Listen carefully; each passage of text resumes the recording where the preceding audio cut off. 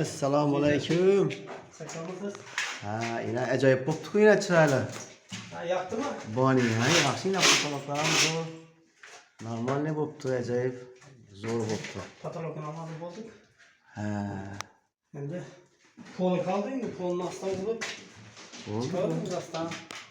Oldu. Yaxşımızsa? Rahmet özəyiz yaxşımısınlar. Xanımla işlə bilən. Evet bakalım. Xanım bundan başka ne işler edəsizlər bunu? Bu kafede koyasınlar axıray. İhtiyacı axır. Usta gerek olsa size telefon edirlər. Konqrak kıradılar. Zerrur adamla buladı, doğru mu? Usta karar geldi. Lakin sizlerin işiniz makul buldu bana. Yaman emas yine kafelerem özünü unuza acayip tuttu.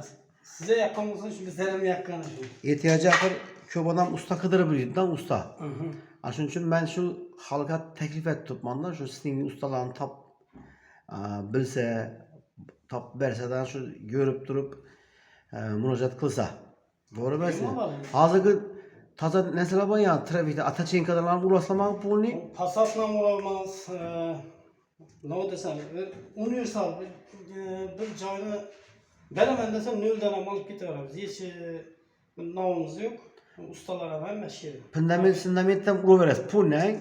Hemen mesela. Vallahi hem meşgul pratik hesaba. Ha bu oldu. Ne dedi? Polo olama, Hava.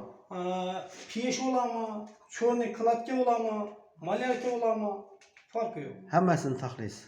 Sizde brigada bakırın, brigada. Brigada bakırız da. Biz zaten de şu 6-7 balamız. Oldu. Koldan giyen işe bir universal dediğimizde indi bir universal. Düşündüm. Bu 6-7 adam bakırın, brigadada. İçinde hemmesi burada şu. Pony. Hem meşki özüne nişanlan vallahi hem meşki. Oldu. Etkençlerinizin videosunu taşıp koyalım bana. Kuda kalasa şöyle. Oldu. Diyeyim Telefonu açıp verin gelsen telefonunuzu.